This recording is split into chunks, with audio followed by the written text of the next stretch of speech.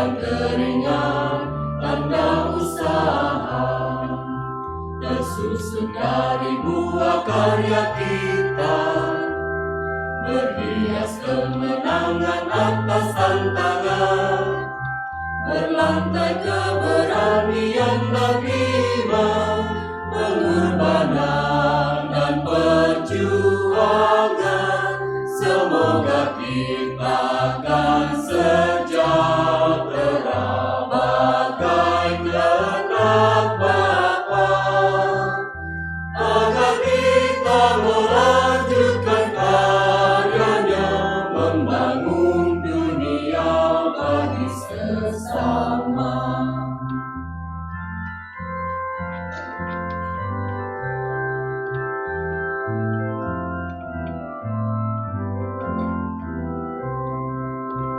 Istana tiada menjadi nyata bila kita mimpi tanpa usaha.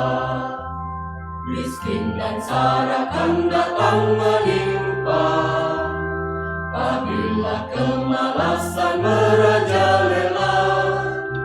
Bangkit dan bangunlah untuk usaha, kobarkanlah semangat karya.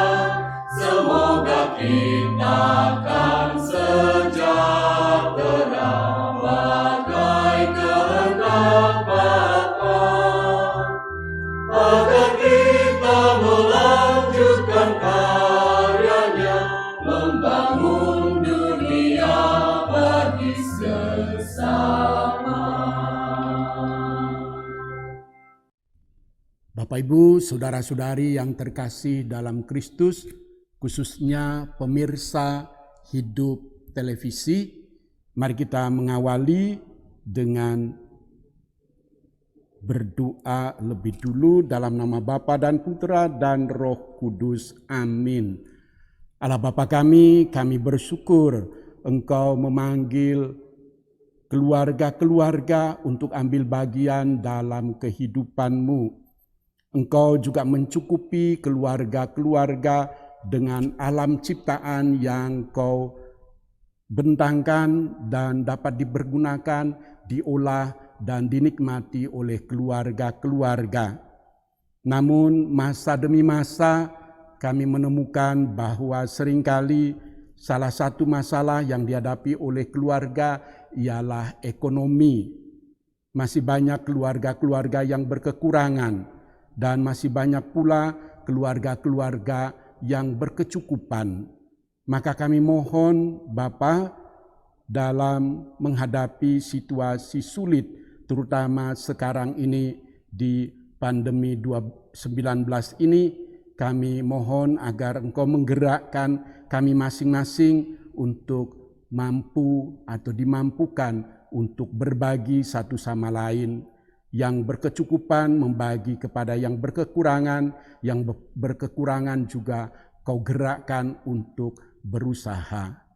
Doa ini kami sampaikan kepadamu Bapa dengan perantaraan Kristus Tuhan kami.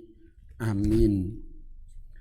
Bapak, Ibu, saudara-saudari, pemirsa Hidup Televisi terkasih, selamat petang. Melanjutkan katekese keluarga sepanjang bulan Desember 2020 ini, di hari ke-14 ini tema bahasan kita adalah ketahanan ekonomi keluarga. Tema ini kami olah dari katekese Paus Fransiskus pada 3 Juni 2015 yang bertemakan keluarga dan spiral jurang kemiskinan. Kami, Komisi Keluarga Keuskupan Agung Pontianak, diberi kepercayaan oleh Komisi Keluarga KWI untuk mengolah tema ini. Dan kami mencoba untuk merefleksikannya dalam realitas keluarga-keluarga kita di Indonesia tercinta ini. Dari tema pokok ketahanan ekonomi keluarga, kami mengajak kita beranjak ke tema-tema kecil seperti ketahanan pangan keluarga, pangan bijak bagi keluarga di masa sulit ini, dan gerakan Ayo Menanam serta gerakan Ayo Berbagi Pangan. Bapak, Ibu, saudara-saudari, pemirsa Hidup Televisi yang terkasih. Saya Pastor Pius Barses Passionis mengawali refleksi atau katekese kita sore hari ini. Saya bacakan untuk kita Kitab Putra Sirah bab 4 ayat 1 sampai dengan 5. Anakku, jangan enggan memberikan nafkah kepada orang miskin, dan jangan membuat orang papa rindu dendam. Orang yang kelaparan jangan kau sedihkan, dan janganlah memahitkan hati orang yang kekurangan. Jangan keras terhadap orang yang pahit hatinya, dan jangan kau tunda sedekah orang yang kekurangan. Jangan kau tolak permohonan orang yang susah, dan jangan membelokkan wajahmu dari orang miskin. Dari yang kekurangan jangan kau palingkan matamu. Jangan memberi orang alasan untuk mengutuk dirimu. Bapak, Ibu, saudara-saudari, pemirsa Hidup Televisi terkasih. Melanjutkan katekese ini, mari kita berangkat dari pengajaran dan pengamatan Paus Fransiskus akan ketahanan ekonomi keluarga dengan pembicaraan khusus mengenai keluarga dan spiral jurang kemiskinan. Paus membuka katekesenya dengan mengajak kita terbuka pada kerentanan keluarga dalam kondisi kehidupan dengan begitu banyak masalah yang menguji keluarga-keluarga. Salah satu cobaan ini adalah kemiskinan. Mari kita pikirkan banyak keluarga yang tinggal di pinggiran kota besar, serta mereka yang berada di pedesaan. Begitu banyak penderitaan, begitu banyak kesenjangan. Kemudian, hal ini diperburuk situasi di beberapa tempat juga terjadi perang. Perang selalu merupakan hal yang mengerikan. Selain itu, perang juga menyerang di atas semuanya adalah penduduk sipil dan di dalamnya juga keluarga-keluarga. Sungguh perang adalah ibu dari segala kemiskinan. Perang memiskinkan keluarga, pemangsa besar kehidupan, jiwa, dan sebagian besar ikatan suci dalam keluarga. Namun, terlepas dari semua itu, banyak keluarga miskin yang berusaha menjalani kehidupan sehari-hari dengan bermartabat. Seringkali terbuka mempercayakan diri pada berkat Tuhan. Nah, pelajaran ini bagaimanapun seharusnya tidak membenarkan ketidakpedulian kita, tetapi seharusnya menambah rasa malu kita atas fakta bahwa ada begitu banyak kemiskinan.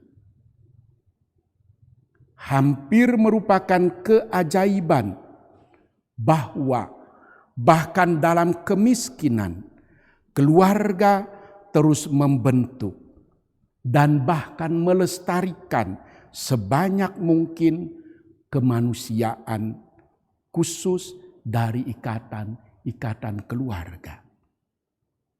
Fakta ini mengganggu para perencana kesejahteraan yang menganggap keterikatan, prokreasi, dan ikatan keluarga sebagai ukuran sekunder untuk kualitas hidup. Mereka ini tidak mengerti apapun. Sebaliknya, kita harus berlutut di hadapan keluarga-keluarga ini yang merupakan sekolah kemanusiaan sejati dalam menyelamatkan masyarakat dari kebiadaban. Demikian tegas Paus. Bapak, Ibu, saudara-saudari, pemirsa Hidup Televisi terkasih. Apa yang tersisa jika kita menyerah pada pemerasan kaisar dan mamon, pada kekerasan dan uang, dan bahkan melepaskan ikatan-ikatan keluarga? Etika sipil baru akan tiba hanya ketika para pemimpin kehidupan publik mengatur kembali ikatan sosial yang diawali dengan pergumulan yang sesat, yang berputar antara keluarga dan kemiskinan, yang membawa kita ke jurang yang dalam. Perekonomian yang berlaku sering terkonsentrasi pada kenikmatan dan kesejahteraan individu. Tetapi sebagian besar mengeksploitasi ikatan-ikatan keluarga. Ini adalah kontradiksi yang serius. Pekerjaan keluarga yang tak terbatas tidak dianggap dalam laporan keuangan. Ini nyata. Memang ekonomi dan politik sangat sulit mengakui hal ini. Namun demikian, pembentukan sisi dalam aliran cinta kasih pribadi dan sosial mendapatkan keunggulannya yang tepat di sini. Karena jika itu disingkirkan, semuanya akan berantakan. Ini bukan soal roti atau makanan. Kita berbicara tentang pekerjaan, tentang pendidikan dan kesehatan. Hal ini penting supaya dipahami dengan jelas. Paus berkata, "Kami selalu terharu saat melihat gambar anak-anak yang sakit dan kurang gizi yang ditampilkan di banyak bagian dunia. Pada saat yang sama, kami juga sangat tersentuh oleh binar di mata banyak anak yang kehilangan segalanya. Di sekolah yang dibangun dari ketiadaan, yang bangga saat memamerkan pensil dan buku catatan mereka. Betapa penuh kasihnya mereka memandang guru mereka. Anak-anak sudah tahu bahwa manusia tidak hidup dari roti saja. Ketika ada kemelaratan, anak-anak menderita karena mereka menginginkan cinta dan ikatan keluarga dari kasih sayang keluarga. Bapak, Ibu, saudara-saudari, pemirsa Hidup Televisi terkasih. Kita orang Kristiani harus lebih dekat dengan keluarga yang diuji oleh kemiskinan. Kita diingatkan akan seorang ayah yang tanpa pekerjaan. Seorang ibu yang juga tanpa pekerjaan. Dan ini membuat keluarga menderita, melemahkan ikatan keluarga, kehilangan dan ketidakstabilan dalam pekerjaan sangat membebani kehidupan keluarga dan menimbulkan beban yang berat bagi hubungan anggota keluarga.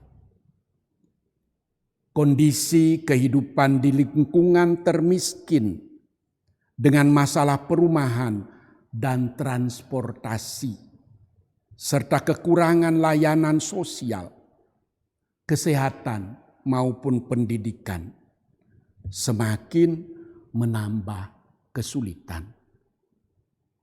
Ditambah faktor materi yang merupakan kerusakan yang disebabkan oleh model semu yang disebarkan oleh media massa atas dasar konsumerisme dan pemujaan penampilan, dan ini mempengaruhi kelas sosial termiskin dan meningkatkan putusnya ikatan keluarga.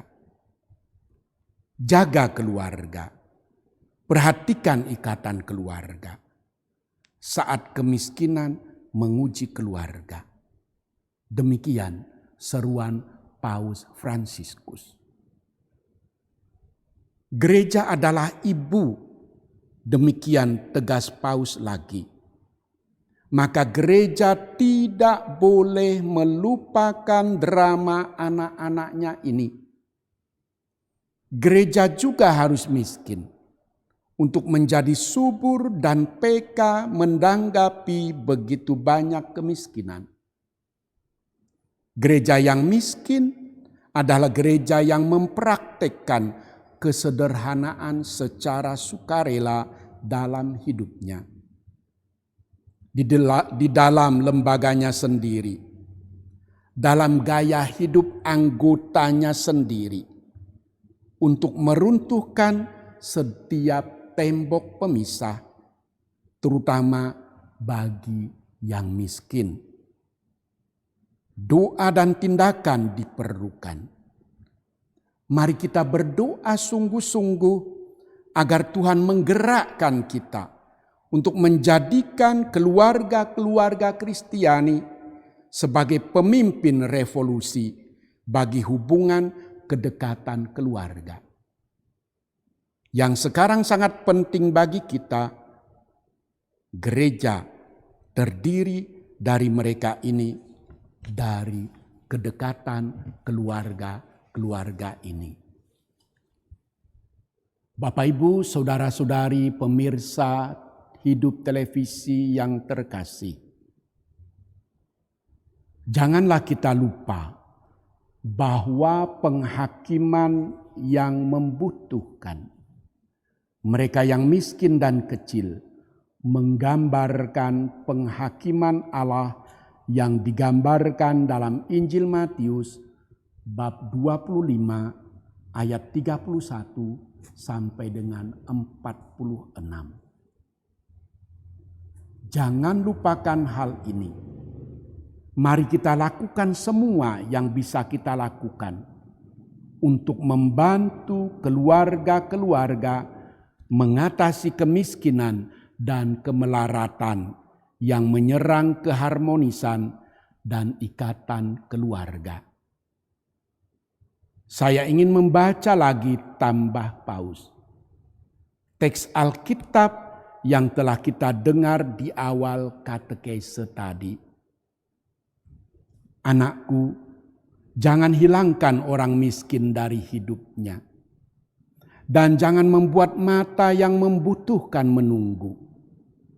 Jangan mendukakan orang lapar atau membuat marah orang yang berkekurangan.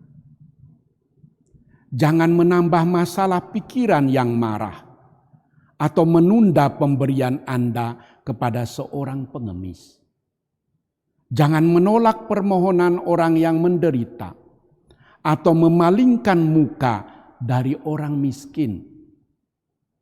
Jangan mengalihkan pandanganmu dari mereka yang membutuhkan atau memberi kesempatan kepada seseorang untuk mengutukmu. Diambil dari kitab Putra Sirah bab 4 ayat 1 sampai dengan 5. Karena inilah yang akan Tuhan lakukan, seperti yang dikatakan dalam Injil, jika kita tidak melakukan hal-hal ini. Bapak, Ibu, saudara-saudari, pemirsa Hidup Televisi terkasih, meneropong situasi ekonomi di tanah air kita Indonesia tercinta ini, mari kita melihat apa kata para ahli. Salah satunya Ibu Eni Srihartati, peneliti senior Institute for Development of Economics and Finance. Beliau menulis begini: waspadai gelombang kedua resesi. Baca Kompas Selasa 17 November 2020. Beliau mengatakan bahwa kendati kontradiksi ekonomi pada triwulan ketiga tahun 2020 ini mulai membaik, namun ada jaminan tren pemulihan ekonomi akan terus berlanjut. Belum ada jaminan. Pasalnya, pandemi COVID-19 telah menyebabkan gelombang pemutusan hubungan kerja dan PHK yang cukup besar. Menurut data Kementerian Ketenagakerjaan, tenaga kerja sektor formal yang dirumahkan dan di PHK sekitar 3,1 juta orang.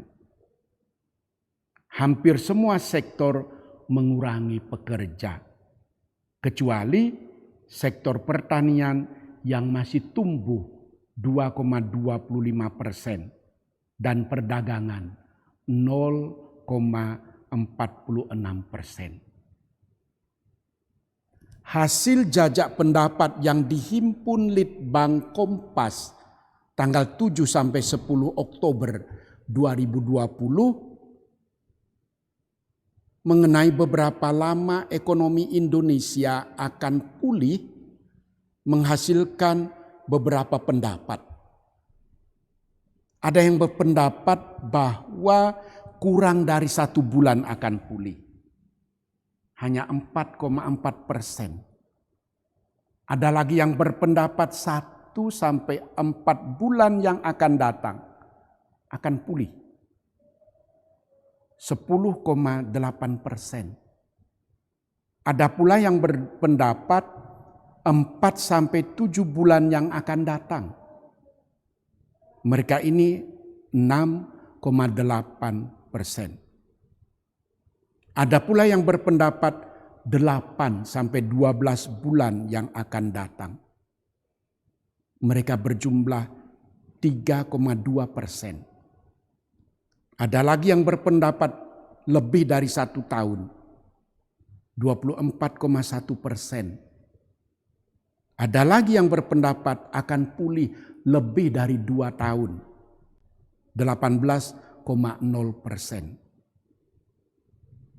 Ada lagi yang pesimis, tidak akan kembali normal. Jumlah mereka 2,4%. Ada yang mengatakan tidak tahu. Jumlah mereka cukup besar, 30,2%.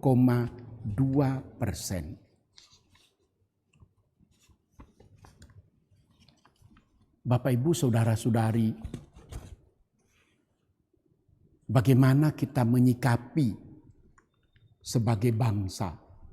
Nah, mungkin kita sama tahu Indonesia ini kan sangat luas dan terdiri dari pulau-pulau dengan situasi yang berbeda, dengan kesuburan tanah yang berbeda pula, dan dengan beragam budaya, beragam juga tingkat kehidupan.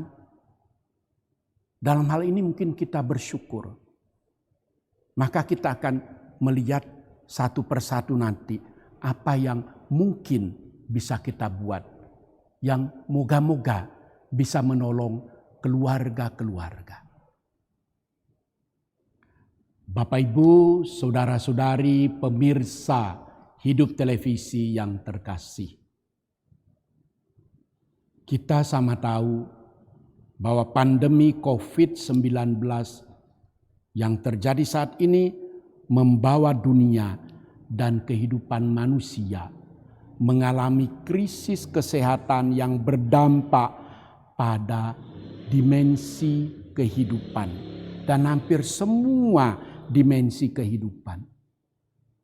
Orang merasa terancam, merasa panik dan ketakutan. Ekonomi hampir mandek, pembangunan tersendat, dan semua rencana yang telah dibuat tidak dapat berjalan, bahkan harus dibatalkan. New normal menjadi alternatif dan strategi untuk bangkit karena kehidupan harus tetap berjalan. Dalam situasi ketidakpastian seperti ini, pangan merupakan salah satu penopang yang penting karena pangan adalah kebutuhan yang sangat mendasar bagi kehidupan manusia. Terlebih pada saat pandemi virus ini, asupan makanan untuk stamina dan ketahanan tubuh sangat dibutuhkan. Oleh karena itu, ketersediaan pangan untuk setiap orang dan semua orang menjadi niscaya. Itulah mengapa pada Hari Pangan Sedunia tahun 2020 ini, Konferensi Wali Gereja Indonesia mengajak kita semua, mari selama masa new normal ini kita isi dengan gerakan bersama. Gerakan apa? Ayo konsumsi makanan sehat. Ayo menanam. Ayo berbagi makanan. Mari kita melihatnya satu persatu. Yang pertama, ayo konsumsi makanan sehat dan bergizi. Kembali ke Paus Fransiskus dalam pesannya untuk Hari Pangan Sedunia tahun 2019 mengingatkan kita bagaimana makanan dapat berhenti menjadi sarana subsisten atau self-sufficiency dan berubah menjadi sarana penghancuran diri. Makan yang berlebihan dan tidak teratur dapat memperburuk kesehatan tubuh.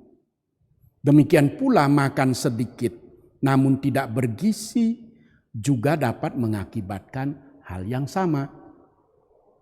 Kenyataan ini menunjukkan bahwa kita perlu mengubah cara kita bertindak dan nutrisi adalah titik awal yang penting. Yang mengingatkan pula bahwa masih ada orang-orang yang makan dalam cara yang tidak sehat. Dan masih ada pula orang yang berkekurangan. Paus mengajak untuk memenuhi kebutuhan akan makanan dari hasil bumi. Mari kita bandingkan Mazmur 65 ayat 10 sampai dengan 14. Mazmur 104 ayat 27 sampai dengan 28. Dan ini tidak dapat direduksi menjadi sekedar objek untuk dimanfaatkan dan dikuasai segelintir orang. Gangguan akibat nutrisi hanya dapat diatasi dengan memupuk gaya hidup yang diinspirasi oleh rasa syukur atas apa yang sudah kita terima, sambil mendalami bagaimana kita hidup. Misalnya dengan berpantang, bahkan berpuasa. Lebih positif dengan solider, yaitu berbagi dengan sesama.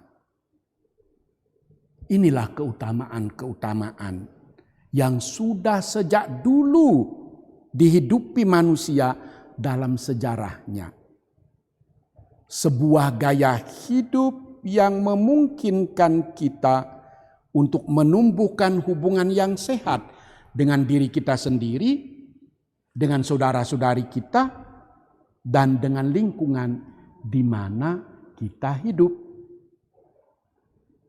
Untuk mewujudkan corak hidup seperti di atas, peran dan fungsi keluarga menjadi begitu penting dan utama. Keluarga perlu mulai menunjukkan kepedulian akan kualitas pangan, terutama dengan memanfaatkan pekarangan rumah atau memanfaatkan lahan sempit sekeliling rumah. Misalnya, menanam berbagai jenis sayuran dan buah-buahan. Dan kita bersyukur karena masyarakat Indonesia itu menghidupi atau hidup di pulau-pulau dari Sabang sampai Merauke. Kita masih punya tanah. Lalu lingkungan yang sehat dan bersih akan menjadikan keluarga sehat dan semakin bermartabat. Gaya hidup keluarga seperti ini perlu ditampakkan dan menjadi kesaksian bagi sesama sebagai terang dan garam dunia. Dalam keluarga dan berkat sensitivitas perempuan dan keibuan, orang juga dapat belajar menikmati hasil-hasil bumi tanpa disalahgunakan dan tanpa pemborosan. Bapak Ibu, saudara-saudari pemirsa Hidup Televisi yang terkasih. Poin yang kedua dari refleksi kita mengenai situasi pangan di Indonesia yang berpengaruh pada keluarga-keluarga ialah gerakan Ayo Menanam. Kita bersyukur memiliki tanah air Indonesia. Tidak semua pulau subur, tapi kebanyakan subur. Dan kita mempunyai tanah yang luas. Presiden Republik Indonesia Bapak Joko Widodo berkali-kali menyatakan bahwa pemerintah menjamin dan mengusahakan supaya masyarakat Indonesia memiliki ketahanan pangan dalam menghadapi masa sulit karena pandemi COVID-19. Berbagai upaya ditempuh seperti membuka lahan persawahan luas di Kalimantan Tengah, memberi kredit untuk para petani, peternak, dan nelayan. Dari berbagai hal ini, bagi kita yang sebagian besar adalah petani, peternak, dan nelayan, dukungan dari pemerintah yang begitu besar dan masif ini tentunya membawa angin segar untuk mengembangkan usaha di bidang pertanian, perkebunan, dan perikanan. Beberapa keuskupan telah pula memperhatikan ketahanan pangan ini, dan ini menjadi sebuah gerakan di keuskupannya. Bapak Ibu, pada zaman milenial ini, sadar tidak sadar, sebenarnya manusia sudah terseret pada dunia yang serba instan. Manusia dalam memenuhi kebutuhan hidupnya diukur pada ketersediaan uang yang dimilikinya. Manusia sepertinya lupa akan kemampuan dan kesempatan yang dimilikinya untuk dapat memenuhi kebutuhannya dengan usahanya sendiri. Menanam sesuatu yang bermanfaat, sehat, segar, dan berkualitas di pekarangan rumah atau lahan-lahan kosong tidaklah sulit. Apalagi teknologi pertanian modern telah pula menawarkan macam-macam bentuk media tanam yang dapat dilakukan untuk bercocok tanam kapan dan dimanapun. Misalnya kebun hidroponik, tampu, lapot, dan sebagainya. Bercocok tanam adalah sebuah alternatif murah dan mudah untuk menyediakan dan mencukupi kebutuhan pangan skala kecil dalam keluarga dan komunitas. Bercocok tanam dapat pula menjadi peluang ekonomis. Kegiatan bercocok tanam sungguh sangat memungkinkan ketika kita dipaksa tinggal di rumah karena COVID-19 ini. Kegiatan bercocok tanam juga memiliki dampak ekologis, yakni mendekatkan dan menyadarkan diri kita pada bumi atau lingkungan hidup sebagai sumber dan anugerah Tuhan yang telah diberikan kepada kita. Saudara-saudari, pemirsa Hidup Televisi yang terkasih. Dalam kitab suci, hubungan manusia dengan dunia pertanian sangat erat sekali. Baca kitab Kejadian bab 2 ayat 7, bab 3 ayat 19, dan bandingkan kitab Yesaya bab 64 ayat 7. Pemikiran dan bahasa manusia secara mendasar dipengaruhi oleh hubungan dengan tanah dan dunia pertanian. Misalnya dikatakan, menaburlah bagimu sesuai dengan keadilan. Menuailah menurut kasih setia. Baca Hosea bab 10 ayat 12 dan seterusnya. Dan kitab Yesaya bab 28 ayat 23 sampai dengan 29. Lebih lanjut, hubungan dengan dunia pertanian ini juga menentukan pengajaran dan bahasa Yesus. Misalnya panenan, menabur, benih, biji sesawi, pohon, musim menanam, musim petik, dan seterusnya.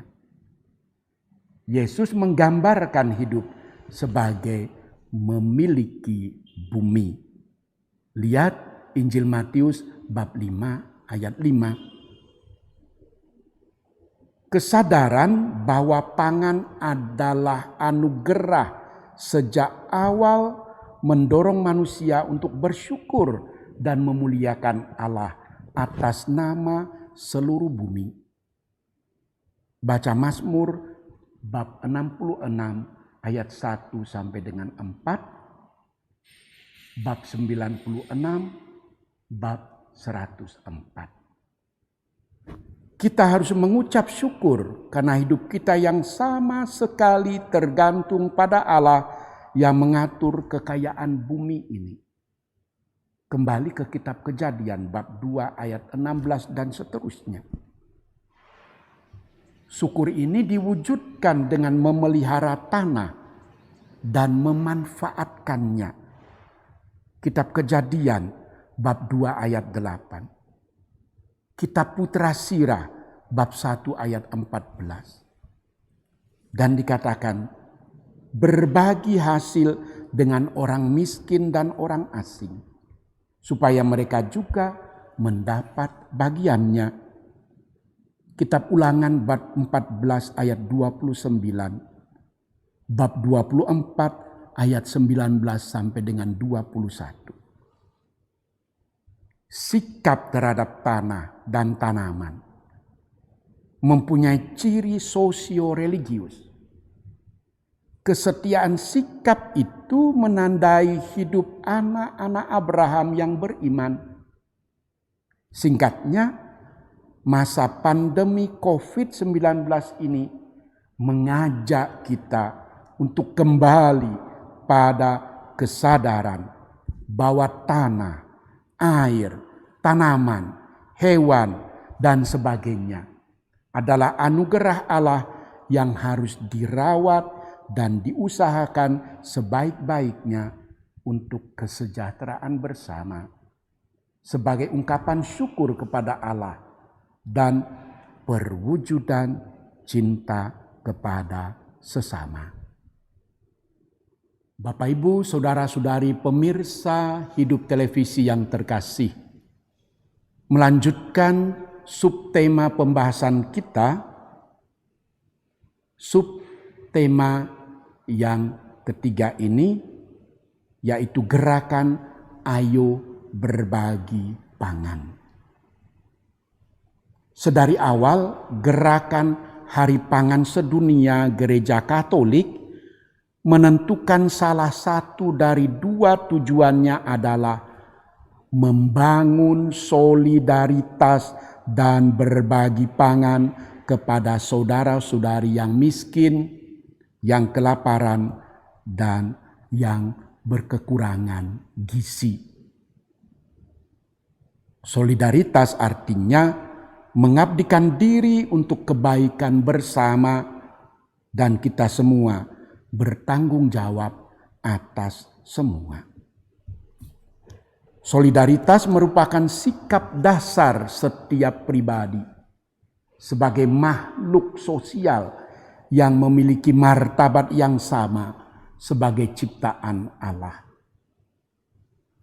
Iman kita mengatakan bahwa solidaritas manusia bersumber dari hati yang berbelas kasih. Dalam homili penutupan Misa Kudus Jubilium Kerahiman Ilahi, Bapa Suci Fransiskus menegaskan bahwa pintu sejati belas kasih adalah hati Yesus. Injil seringkali menceritakan bahwa Yesus ketika melihat orang-orang letih dan tertekan merasa bela rasa mendalam. Bandingkan Injil Matius bab 36. Sungguh Yesus mempunyai hati yang tergerak oleh belas kasih.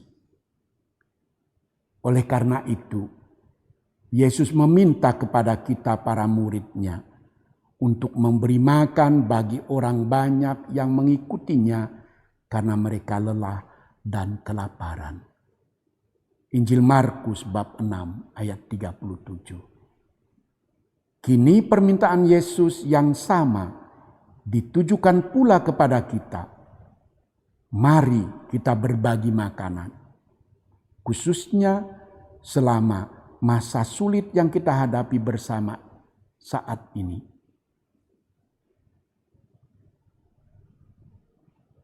Paus Fransiskus dalam pesannya yang sama pada Hari Pangan Sedunia 2019 mengatakan, sungguh kejam dan tidak adil serta paradoksal pada masa kini ketika ada makanan untuk semua orang, tetapi tidak semua boleh mengaksesnya. Atau ada daerah di dunia di mana makanannya berlimpah-limpah, dibuang dan dikonsumsi berlebihan atau dimanfaatkan untuk tujuan lain, bukan untuk memenuhi kebutuhan hidup.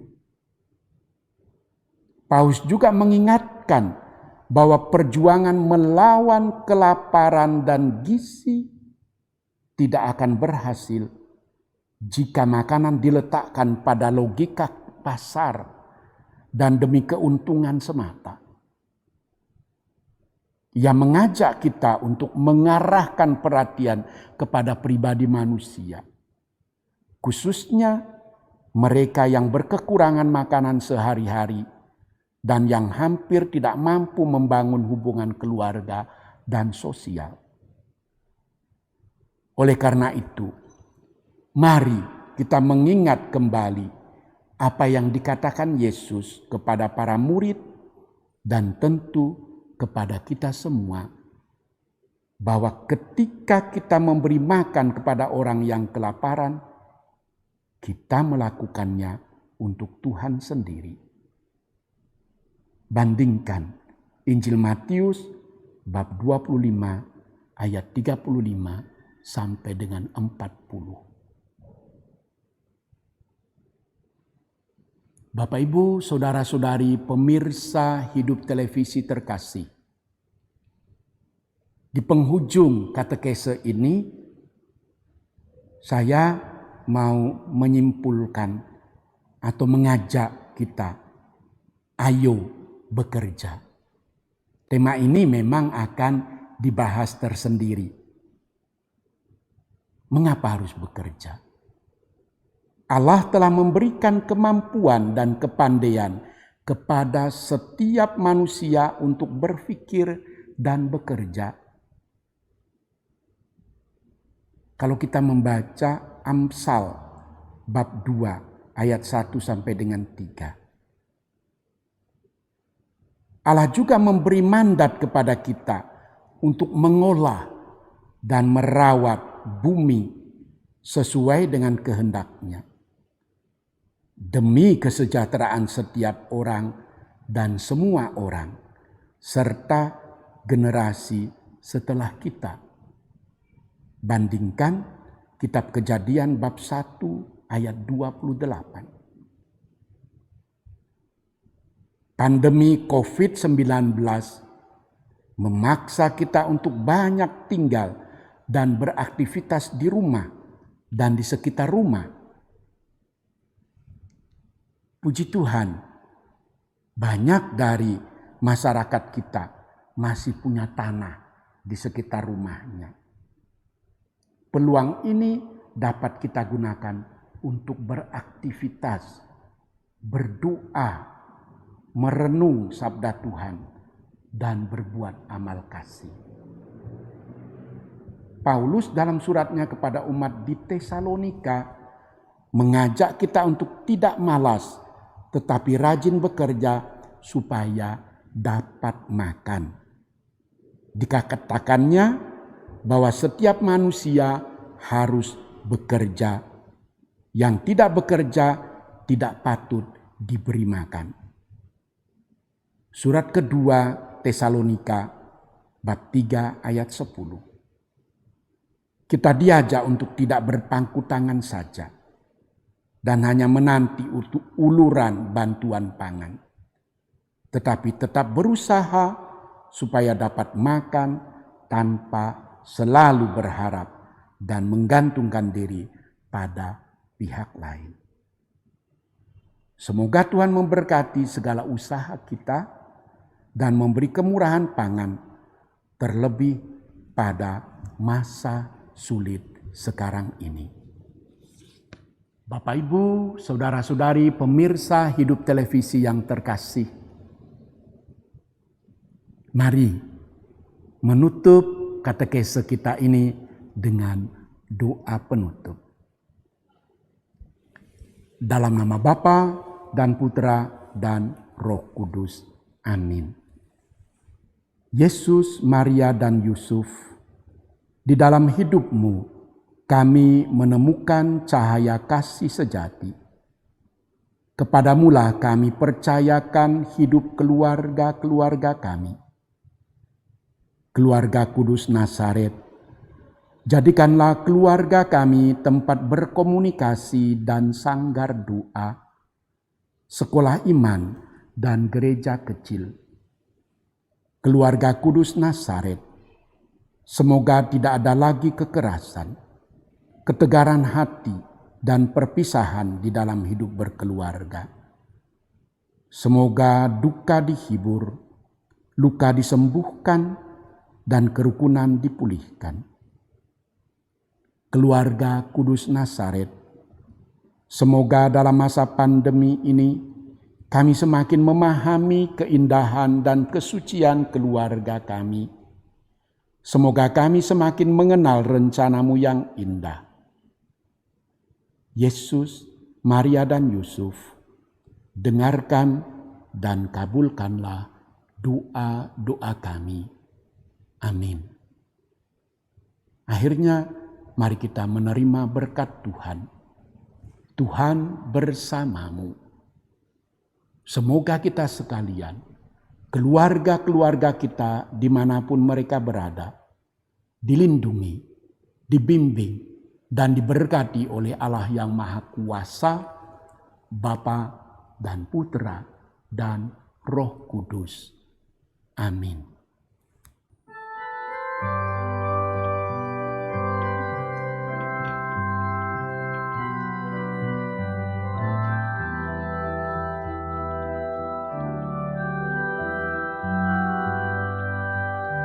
Tingkatkan